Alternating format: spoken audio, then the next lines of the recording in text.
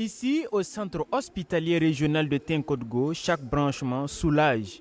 Plus besoin pour ces malades de rallier 2 fois par semaine Ouagadougou pour des séances de dialyse. Ce centre d'hémodialyse réalisé sur fonds propres répond à une forte demande des populations de la région du Nakambe. En visitant les lieux, le chef de gouvernement s'est réjoui des efforts remarquables du personnel soignant. Les statistiques montrent effectivement que c'était un centre qui était très attendu. Parce qu'à ce jour, ce sont pratiquement 5700 séances qui ont été offertes aux patients depuis l'ouverture. Et aujourd'hui, on peut se dire véritablement que c'est une grosse satisfaction. On est à 90 patients. Donc on a reçu 14 générateurs.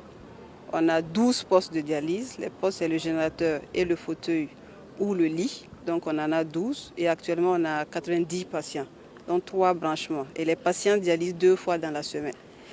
Les séances réalisées témoignent que beaucoup de choses restent à faire. Pour réduire la souffrance et la pénibilité des patients, l'autorité envisage de doter plusieurs structures de santé de centres d'hémodialyse.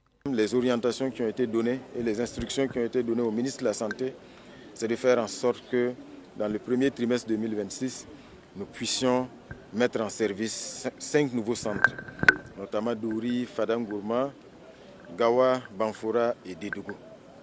À moyen terme, que ce soit 4 autres centres qui puissent aussi être mis en service, notamment Zignari, Kaya, Manga et Koutgou.